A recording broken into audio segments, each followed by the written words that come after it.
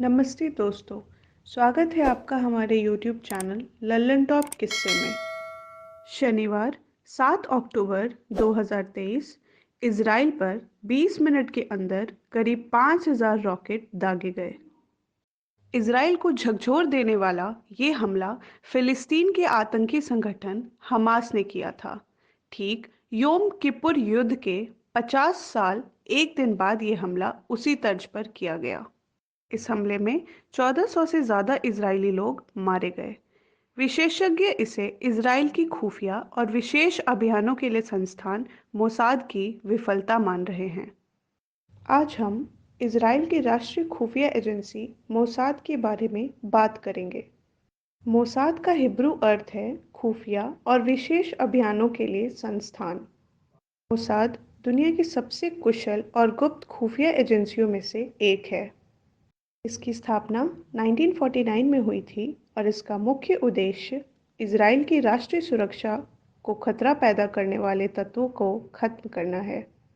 रुवेन शिलोवा Mossad के पहले निदेशक थे क्योंकि वह इजराइल की स्थापना से पहले राजनीतिक और रक्षा मामलों में गहराई से शामिल थे। उन्हें CIA और MI6 जैसी पश्चिमी खुफिया एजेंसियों के साथ बेहतर संबंध रखने के लिए भी जाना जाता था। जर्मनी के म्यूनिक में वर्ष 5 सितंबर 1972 के दिन फिलिस्तीन के आतंकियों ने इजराइल के 11 खिलाड़ियों की हत्या कर दी थी। इसके बाद मोसाद ने इस घटना का बदला लेने के लिए 6 देशों में 20 साल तक चलाए ऑपरेशन रेथ ऑफ गॉड में सभी आतंकियों को चुन चुनकर मार डाला और इस कारण मोसाद सुर्खियों में आया।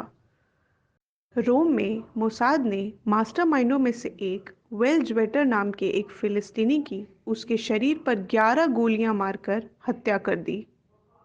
प्रत्येक मारे गए एथलीट के लिए एक गोली, जिसमें से 7 उसके सिर में लगे। ये है मोसाद का बदला लेने का स्तर। अगला ऑपरेशन जिसमें मोसाद ने महत्वपूर्ण भूमिका निभाई वह ऑपरेशन एंटबे है।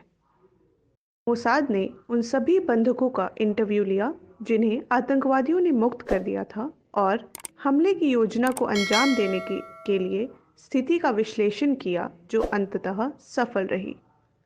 एंटबे ऑपरेशन के हीरो योनातन नेतन्याहू, जो उसी ऑपरेशन में शहीद हुए थे, जो वर्तमान इजरायली PM बेंजामिन नेतन्याहू के भाई थे।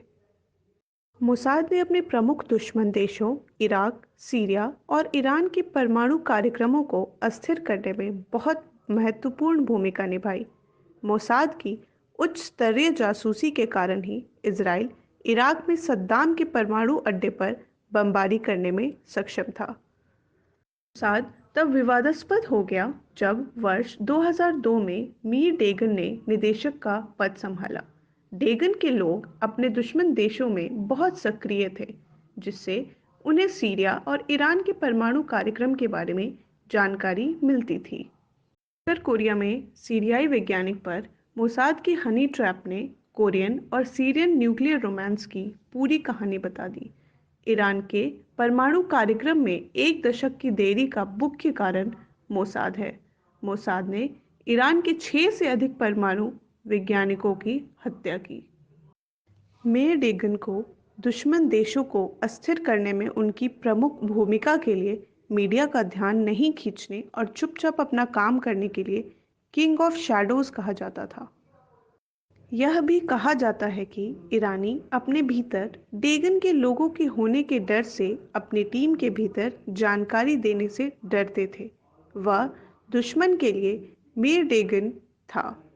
जब डेगन ने 2011 में अपने पद से इस्तीफा दे दिया तो इजरायली एक प्रसिद्ध मिस्र के पत्रकार के लेखों को देखकर आश्चर्यचकित रह गए, जो इजराइल और मोसाद के खिलाफ कुटिलता के लिए प्रसिद्ध थे। उन्होंने विदाउट डेगन का हवाला दिया। कुछ पत्रिकाओं ने उन्हें इजराइल का सुपरमैन भी कहा था। मोसाद हत्या के अपने बेहतरीन तरीकों के लिए जाना जाता है। वे अपने दुश्मन को मारने के लिए आधुनिक जहर और रेडियो एक्टिव पदार्थों पर शोध करते हैं। कहा गया है कि उनके पास इसी काम के लिए एक रिसर्च यूनिट है। मोसाद ने ईरान के एक वैज्ञानिक को मैग्नेटिक बॉम्ब से मार डाला। PLO के यासिर अराफात को उसके टूथब्रश में रेडियो एक्टिव पोलोनियम से मार डाला। दुबई में हमास नेता महमूद अल मबोह की पानी की बोतल में सक्सेनाइल कोलाइन खतरनाक जहर डालकर हत्या कर दी गई। कहा जाता है कि मोसाद का ब्रिटिश MI6 और अमेरिकी CIA से काफ़ी करीबी रिश्ता है।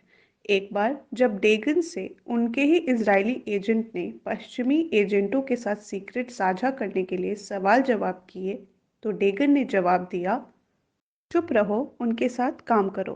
डेगन अकेले शिकार करने की बजाय खुफिया जानकारी साझा करने की प्रभावशीलता में विश्वास करते थे। मोसाद की एक हिट टीम जिसका नाम द किडोन है। ऐसा कहा जाता है कि किडोन के लोग इतने गुप्त होते हैं कि खुद मोसाद के कुछ लोगों को भी नहीं पता कि वो कौन है। हाल के वर्षों में मोसाद ने भारतीय इंटेल रॉ के साथ अच्छे संबंध होने की बात कही है। भारत और इजराइल के बीच हुए 7 समझौतों में खुफिया जानकारी साझा करना शीर्ष पर है। कहा जाता है कि मौजूदा मोसाद प्रमुख योसी कोहेन और भारतीय NSA अजीत डोभाल हमेशा संपर्क में रहते हैं। इसी के साथ हम इस वीडियो को एंड करते हैं और आशा करते हैं कि आप सबको ये वीडियो अच्छी लगी होगी। Don't forget to like, share and subscribe to our YouTube channel Lallantop किस्से। Thank you so much.